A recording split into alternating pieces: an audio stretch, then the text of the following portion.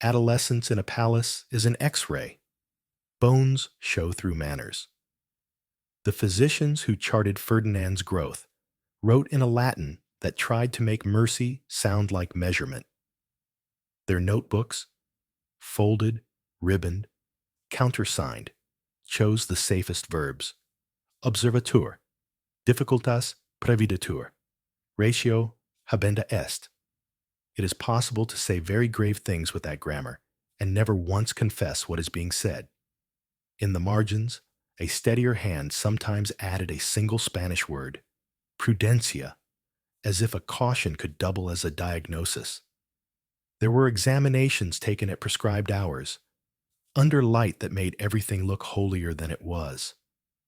Men in sober coats murmured about proportions, about peculiar configurations, about future impediments to conjugal duties, and then put their pens down as though they had not, in fact, written anything at all.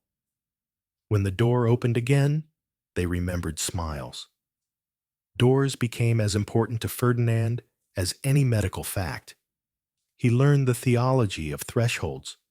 Who is permitted to cross? Who must knock? Who must never even approach? Outside those rooms, the world arranged itself according to older sculptures. Classical ideals, absorbed from engravings, salons, and the schoolboy catechism of antiquity, held up moderation as beauty and symmetry as virtue. In such a canon, excess did not read as power. It read as error.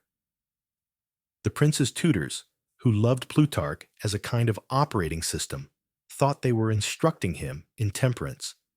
What he heard was that nature had betrayed him in a way that would be recognized by every marble in every gallery. When he could not sleep, the young man counted not sheep, but standards. He began to shrink his life into controllable units. Valleys were drilled the way one drills a small regiment. The angle of a screen, the pace of disrobing, the choreography of candles. Tailors were given measurements that were not for the eye, but for the heart. The lengths and loosenesses by which a man might pass through a day without feeling suddenly visible.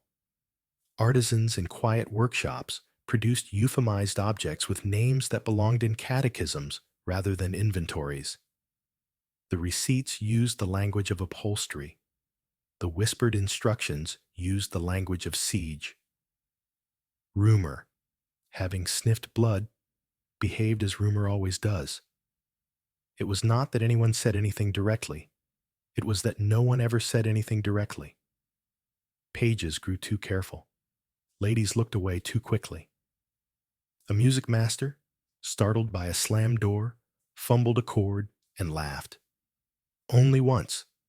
Only the laugh a man uses to apologize to the air, and lost his position before the week ended. Ferdinand registered these microclimates with the accuracy of a barometer.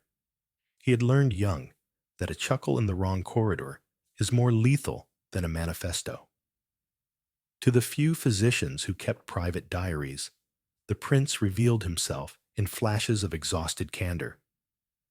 His Highness, one wrote, is vigorous and of sound mind in general, but most grievously conscious of his particularity.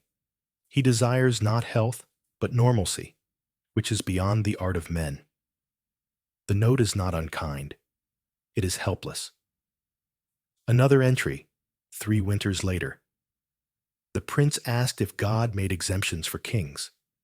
I replied that sacraments draw no maps. This, too, is a diagnosis. Faith colliding with exceptionalism in a boy taught to expect both. If the body could not be made to conform, perhaps the future could. The court, expert in retouching realities, began to talk, carefully, hypothetically, about cures. Tinctures from far coasts appeared in jewel-colored bottles that suggested salvation simply by being expensive. Mineral springs were praised. A season at one was quietly arranged and then canceled when the prince announced he would not be made a spectacle in bathing houses. Regimens were proposed, certain baths certain oils, certain temperatures, certain hours. One might have thought he was a violin needing tune, rather than a person learning to live with the particular instrument he had been given. Inwardly, a worse regimen took hold. He inventoried people by the degree to which they flinched, catalogued phrases that could be jokes if one wished to hear them that way, and tested loyalties with small, malign challenges whose only purpose was to ensure that future humiliations would be surrounded. It worked in the manner all such programs work. It produced a circle that grew quieter and quieter until the silence itself began to resemble safety. Paranoia is a garden. The more you tend it, the more it yields. Foreign eyes watched him with the detached appetite of chancelleries. Envoys compose gamier prose than their governments like to pretend, and their packets found space between tariffs and troop counts for palace anthropology. The prince appears reserved to calculation, wrote a French secretary, and holds himself apart. Whether by pride or uneasiness is difficult to say. An Austrian note was blunter. A young man asked to carry public hopes who has never found rest in private life. Even among the polite, the idea formed that here was a figure to be used, against a favorite, against a minister, for the reputation of the houses that would align themselves with him. Instruments recognize instruments. Among the staff who rotated nearest his person, there developed a second education: how not to see.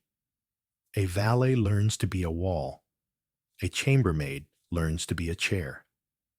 Ferdinand took mastery in this discipline farther than most sovereigns.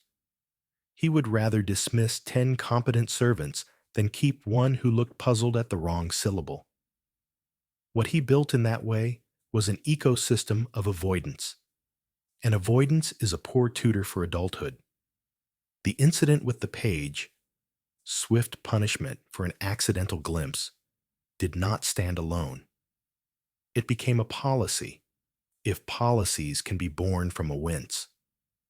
There were days when he tried to argue himself into courage.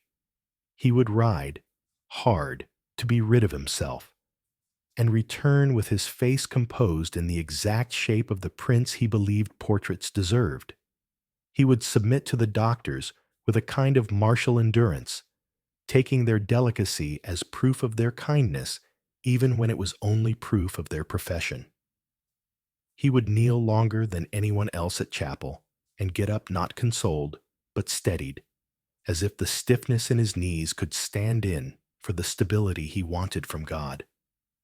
And then a laugh, an intake of breath, a too long glance would undo all the day's engineering. The talk of marriage arrived when it always arrives, when men with tablets begin to mistake genealogy for policy.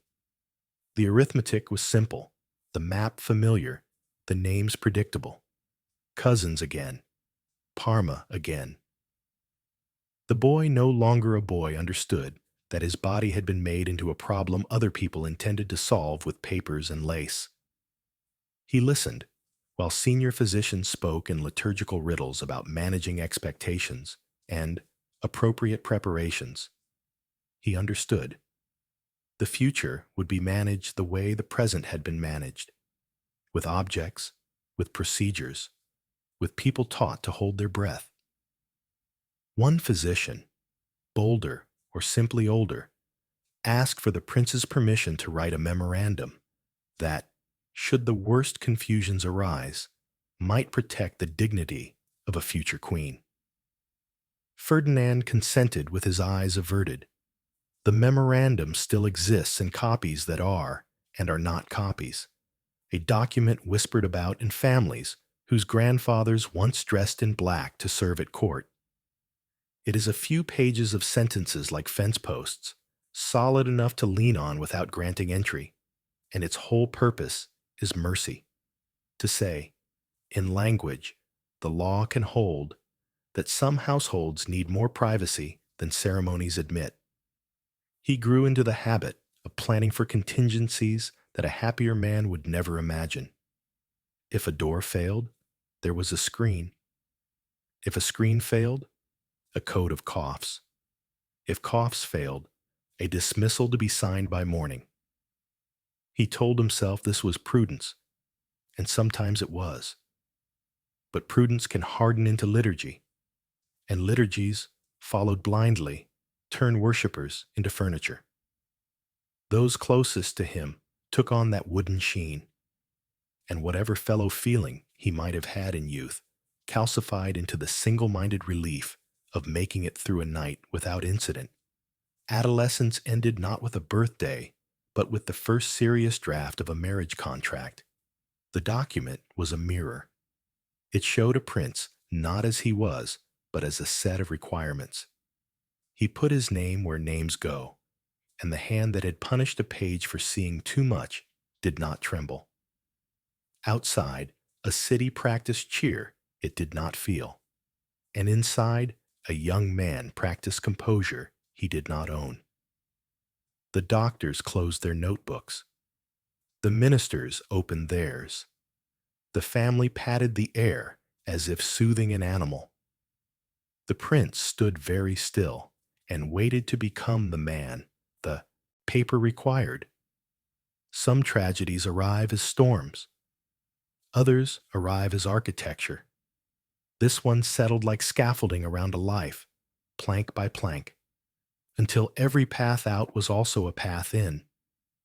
The boy had been taught to live in a room within a room. Now he was invited to build a country within that room. He took the invitation because princes do not decline furniture delivered by history. He would discover soon enough what happens when a private difficulty is mistaken for a public secret and then for a public crime. For the moment, he consented to be carried forward by a machine that had been humming long before he was born. The first physician who said the word cure did not believe it. He was a practical man who liked pulse counts and urine charts and the reassuring honesty of fevers. But palaces bend vocabulary the way heat bends glass, and very soon management became remedy. Remedy became restoration, and restoration, in the mouths of those who had never touched a lancet, became miracle. A court can live for years on the distance between those words. Vendors of salvation understood this before anyone else. They arrived with their trunks and their compliments, their sealed letters of introduction from minor dukes who owed them nothing but a signature, and their boxes lined with velvet that made vials look like relics. One offered powdered pearls to render the blood tractable to nature. Another, a tincture of elk horn and saffron, guaranteed to harmonize humors and the marital temperament. A third man, newly returned from the Indian Ocean in a story that seemed to have more ports than a map, presented a roll of paper with characters he called ancient and a bottle of oil that smelled like a storm in a spice market. He spoke the word Oriental in a way that made even sensible women kinder to nonsense. The apothecaries did their part.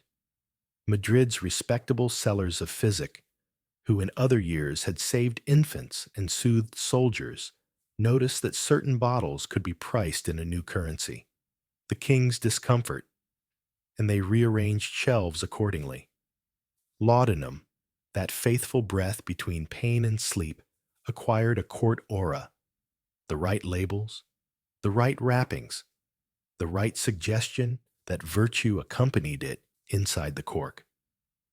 Oils that had once been sold to wrestlers were decanted into glass shaped like chapel lamps and renamed. Emulsions that could do nothing but make skin feel less like skin for a little while became preparatives to harmony. A man who had seen childbirth and cholera learned to be humble before human thresholds. A man who had simply learned the appetite of rooms like these learned to rename thresholds doors. The physicians, who had to sign their names under other men's promises, found themselves writing memoranda that performed a trick any lawyer would admire, poised sentences that protected dignity without promising outcomes. It is advised, one paper said, that measures be adopted to accommodate the peculiarities known to their majesties and their physicians. No one outside the circle could tell whether this meant temperature or furniture. A second memorandum recommended the making of articles. That was the noun, patient, docile, to facilitate and moderate conjugal approaches insofar as prudence and piety allow. The craftsman summoned to read these lines nodded as if he understood, which is the first duty of artisans retained by crowns. He did understand one thing. The exactness of the task would be matched by the exactness of the discretion expected. Workshops that had fashioned litters for coronations and saddles for wars learned a new repertoire. Leather could be cut to strength or mercy. Bolsters could be stuffed to hold without bruising. Silk could be folded twice, then twice again, to make a cushion that remembered its shape without asserting it. The master saddler had a grandson who apprenticed on this commission and would later swear that he had never seen men measure so much and speak so little. The list the palace sent to the guild was a marvel of euphemism. Supports, braces, frames, pads, straps, belts. In a different city, these words might have described a chapel refurbishment. In Madrid, they described an attempt to square a circle without calling it a circle. It is easy, from the outside, to make a carnival of this. Inside, there was almost nothing funny. The stakes were not merely comfort, but succession, that most political of mercies.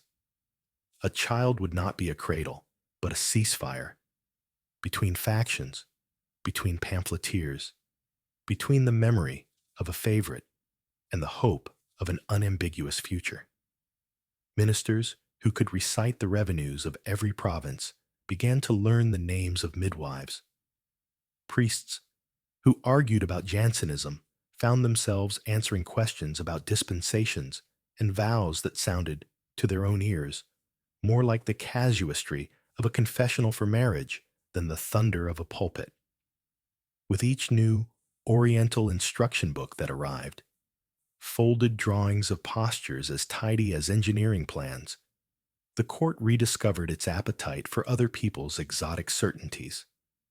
A visiting Neapolitan, who had once copied Jesuit letters from China for a living, performed as an interpreter of what he could not read.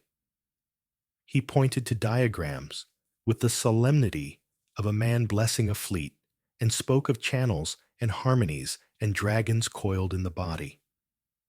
The palace listened because hope wears any costume that fits. Ferdinand, who had always preferred the known tyranny of routines to the unknown cruelty of jokes, submitted to regimens that would have made a soldier wince. Hours were fixed. Baths were measured to the degree. Diets were adjusted and readjusted with the same desperation one uses to rewrite bad sentences on a deadline. He swallowed powders whose only virtue was their price, and liquors whose only virtue was forgetfulness. The doctors adjusted his sleep, his steps, his prayer times.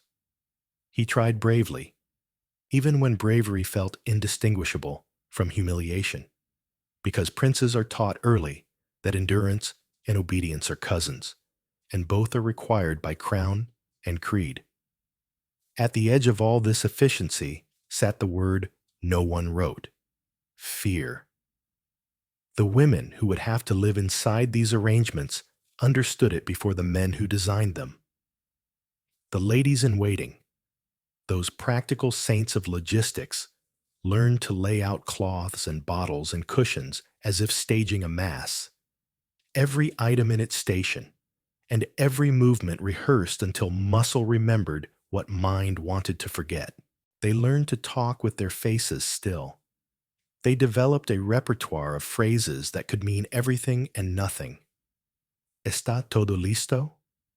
And a habit of walking lightly, as if noise itself might splinter someone's composure. There were nights that ended in prayers and nights that ended in silence. There were mornings that smelled like camphor and mornings that smelled like shame. On the worst afternoons, when no remedy promised remedy, Ferdinand returned to the private arithmetic that had kept him alive since boyhood. Control the elements you can. He dismissed a steward because a candle smoked. He ordered a corridor repainted because a shade of green put him in mind of an emerald bottle that had promised what it could not give. None of this healed anything. Some of it soothed him for an hour. Courts will spend 1,000 man-hours to purchase the king a single manageable hour. One might ask where science was in all this. It was there, honest and limited. A young obstetrician, trained abroad, argued, timidly but firmly, against the parade of charlatans and the theater of spectators masquerading as experts. He recommended privacy, patience, and the humility to accept that some arrangements are intractable. He was not dismissed. He was ignored, which in palaces is the lonelier fate. Another surgeon, bolder and ambitious, proposed interventions whose very vocabulary frightened sensible people. Incisions, corrections, a future stitched into a new shape. He never obtained consent and later died in a provincial posting, famous only for having extracted bullets from brave men who did not carry crowns. The church, for its part, tried to keep the room from becoming a laboratory or a circus. Confessors asked questions with the delicacy of physicians, and physicians spoke to confessors with the frankness usually reserved for maps. Lines were drawn that no one wished to cross, and then moved when the necessity of an heir was invoked with enough ceremony. A bishop, wise enough to know when he was being used, insisted on a phrasing that would save as many consciences as possible. Intention governs. It was the best he could do in a house that had learned to translate need into theology. What many could not admit, what the most compassionate of the doctors wrote only once in the tiniest letters he had, was that the work changed the king in ways no tincture ever would. Participation in the rituals made him both hopeful and hardened. Hopeful, because new promises arrived with each parcel, as dependable as the customs official who stamped their invoices. Hardened, because every failure taught him he could survive a little more embarrassment by spending a little more power. He learned, disastrously, that the fastest way to blunt humiliation is to wield it. A page who blushed at the wrong time. A craftsman whose eyes flicked to an object's name on a list. An equerry whose breathing in the dark could be heard. All of them felt the recoil that follows a prince's flinch. Meanwhile, the capital, attuned as ever to the palace's pulse, altered its commerce of rumor accordingly. The witty called it mechanical devotion. The pious called it a cross. Pamphlets, anonymous, quick, printed on paper that seemed embarrassed by its own roughness, hinted at devices in the shadows of engravings of thrones. Seditious talkers in coffee houses spliced politics into their cruelty, arguing that a Spain run on cushions could not master provinces run on muskets. Supporters of Ferdinand, who hated Godoy more than they loved principle, rebutted with the sentimental lie that a suffering king would make a compassionate king. Both sides were wrong in different directions, as political sides generally are. In the ledger of these years, money poured not into roads or schools, but into the kind of craftsmanship that is as meticulous as it is melancholy. The master saddler's grandson perfected a seam that would not chafe. The upholsterer built a hinge with enough quiet in it to calm nerves. The apothecary discovered that labels printed in copperplate soothed clients more effectively than any additive could. Spain's genius for making things did not fail. It was merely directed inward, toward the maintenance of a myth that could not withstand daylight. And yet, because human beings are stubborn in hope, there were intervals when the palace convinced itself that the next set of articles, the next regimen of baths, the next borrowed rite from far countries would turn necessity into normalcy. Ministers permitted themselves to imagine the christening water and the balcony scene and the relief of not having to speak so cautiously about preparations ever again. Physicians rehearsed phrases for good news, and women who had swallowed their own fears for years permitted themselves, for an afternoon, to picture a cradle where a contraption had been. Hope, being hope, made the next disappointment sharper. When it came, the court did not weep in public. It simply resumed the choreography. Bottles back into velvet, letters back into drawers, artisans paid and warned, ministers told to spend their eloquence elsewhere. The machine never stopped. It merely reset itself with the patience of habit. Ferdinand, who had learned to survive resets, added this failure to his private archive and reached for the only instrument that never broke in his hand: authority. The more the cures failed, the more he trusted orders. The more instruments entered his rooms, the fewer human voices did. By the time marriage was no longer a plan, but a date etched on a calendar, the palace had accumulated enough equipment to equip a small theater. The stagehands knew their cues. The doctors knew their coats. The apothecaries knew which cork made the least sound. And Spain, which still believed that babies are the simplest way to repair politics, held its breath without admitting it was holding its breath. You could feel that breath in the corridors, the shallow kind that refuses to disturb a single cushion. The year is 1802, and Barcelona has been dressed like a promise. Banners flare from balconies. Church bells rehearse the sound of successions. Diplomats congratulate each other with smiles sharpened to ceremonial points. A double wedding binds Bourbon to Bourbon, Spain to Naples, because Europe has always believed that ribbons can tie down weather. The Prince of Asturias, Ferdinand, stands at the altar in cloth of gold gravity, and beside him, Maria Antonia, young, musical, devout, brings with her the brightness of a court by the sea and the practiced innocence of a princess taught that piety can turn fear into obedience. The ceremony is an architecture of certainties. Incense rises. Latin stacks itself into syllables older than anyone alive. The archbishop's hands move like a metronome, measuring destiny. Crowds outside chant the names as if they were spells. Inside, the bride's gaze travels from altar to husband to the smiling faces of parents who have informed her all her life that sacrifice is a synonym for love. She believes them because she has been trained to believe them. Her education has offered her languages, catechism, needlework, and the kind of history in which women appear only to guarantee continuity. The word duty is a soft syllable in her mouth. She has been told it will bring peace. The day slips cleanly into dusk, and with dusk comes the ancient choreography that follows every royal wedding. Congratulations thinned into whispers, doors closing in the proper order, the city's noise resolving into a hush under the palace windows. Ladies in waiting move like a small army that has memorized its battle plan.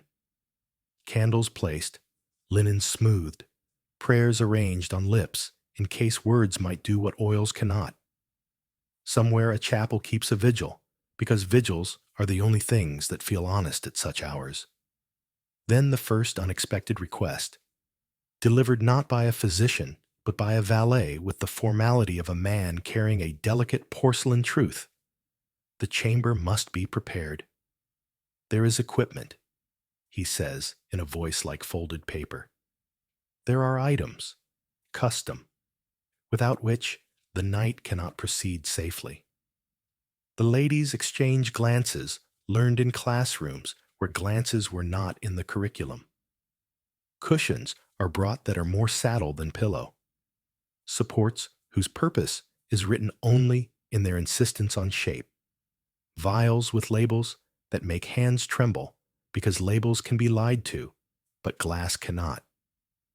For the first time, Maria Antonia realizes that the word custom has another translation: compensation.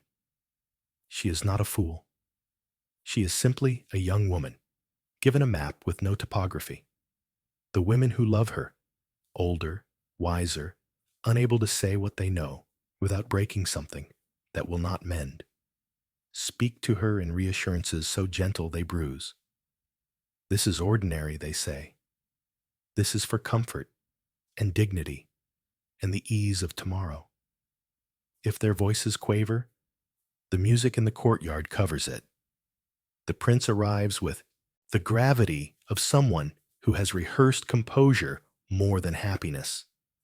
He is kind, as he understands kindness. His words are measured to fit the hour.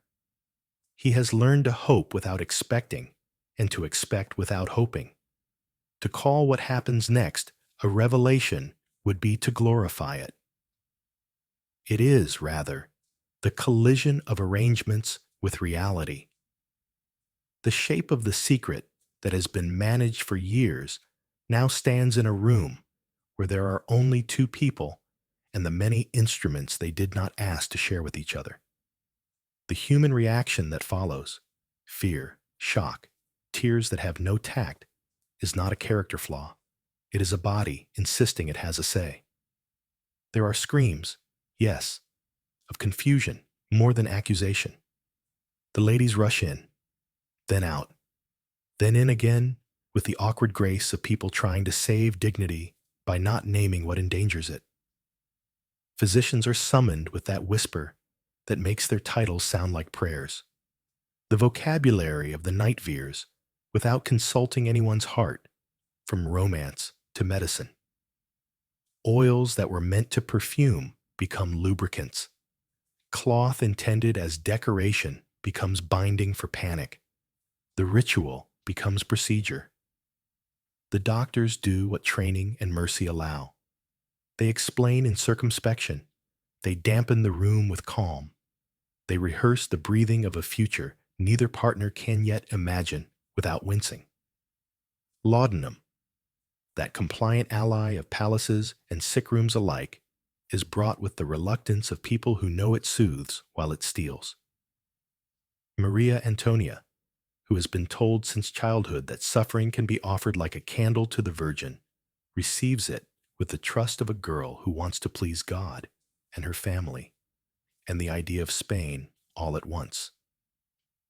The dose is measured to make endurance possible, but memory possible too, because forgetting breeds terrors of its own. What follows is not an embrace, but a negotiated passage. The special supports are arranged. The physicians, trained to be both present and invisible, explain gently where hands should go and where they must not. There is nothing prurient here. There is only a pair of human beings trying to carry an institution across a narrow bridge built from improvisation and faith. Even with these articles, made with care, measured to mercy, pain insists. The prince, who has feared humiliation more than pain since boyhood, watches terror in the eyes of the person he has been told to cherish, and discovers that his fear of being seen is now matched by a fear of making someone else suffer, merely by being himself. When the room empties again to leave them to the quiet that is supposed to be intimacy, silence becomes a third presence. The night ends without triumph. Morning arrives like a clerk, ticking boxes no one can touch. Consummation, attempted, dignity, defended as far as language can carry it. Hope, postponed. The bed is remade with professional tenderness, as if changing linen could change a narrative, and the women teach the bride how to walk through the day without telling it with her body. In the weeks that follow, the palace converts shock into routine. That is what palaces do. Requests become standing orders. The arrangement of cushions at certain angles, the warming of oils to certain temperatures, the presence of physicians in the antechamber, available but unacknowledged, like sin forgiven in advance. Prayers are assigned particular hours. The chapel's candles burn lower. The ladies learn to time their knock exactly to the moment when waiting becomes dread. Maria Antonia discovers a talent for smiling the way one wears a veil, as both shelter and signal. No one speaks openly about terror. They speak instead about duty, that word with gilded edges. A culture that has always praised obedience now asks it to cover what obedience never should: the renegotiation of a person's relationship to her own body. The princess bends because she is brave, and because bravery in these halls looks like gentleness. She writes home about music and weather and books, the acceptable mercies, leaving out the sentence that would frighten her mother and give her enemies an anecdote. For Ferdinand, the ritual offers a paradox cruel enough to tempt despair. Every time he submits to the instruction that might make fatherhood possible, he risks reenacting the very humiliation that hardened him into the man he is. Observed, managed, explained. He does not rage. He calcifies. Tenderness narrows into control. He corrects trivialities: a too bright candle, a whisper in the corridor, a hinge that creaks like a smirk. He surrounds his wife not with affection. He does not know how to show it without feeling watched, but with arrangements. They are easier to manage than people. And yet, amid all this, there are moments that would shame cynicism. The prince learns the names of the midwife's grandchildren. Maria Antonia teaches a chambermaid a Neapolitan lullaby. A physician pauses before knocking and remembers a lesson from a mentor about the holiness of hesitation. The palace is not a monster. It is a place where monsters are sometimes manufactured by need. On certain afternoons, when the sun finds the courtyard just right, the couple walk beneath orange trees and speak of music and the look of the sea. Hope does what hope always does in palaces. It tries again, but the pattern is set. Attempts are scheduled like councils. Preparations consume hours. The household becomes a stage with a script everyone knows without reading. Maria Antonia, with the docility of a saint and the nerves of a survivor, learns to negotiate with laudanum, enough to soften, not so much as to drown. The doctors measure and recommend and retreat. Each night carries the chance of grace and the risk of remembering the first night too well. The courtiers keep their practiced faces. The city keeps its infernal appetite for stories. The ministers keep their ledgers of optimism. Nothing is solved. Something has begun. The palace files away the first month under perseverance, and the second under prudence, and the third under God's will, because filing is what palaces do when they cannot mend. There will be letters and prayers and professional silences. There will be days when music almost mends what the night broke, and days when even daylight seems like an intrusion. There will be the first intimations of a cycle neither of them can endure without help, nor refuse without scandal. For now, the city is content to toast the young couple and the future they represent. For now, the chapel candles are replaced before they gutter. For now, the craftsman in the saddlery perfects his stitch, the apothecary his cork, the physician his phrasing. For now, the word heir remains beautifully abstract, but abstraction will not hold. Soon calendars will acquire small, private marks. Soon the lady's eyes will learn to read a face at breakfast. Soon ministers will listen for different rumors. What began as a single night has turned into the palace's new liturgy, and like all liturgies, it asks more of its congregants each time it is performed.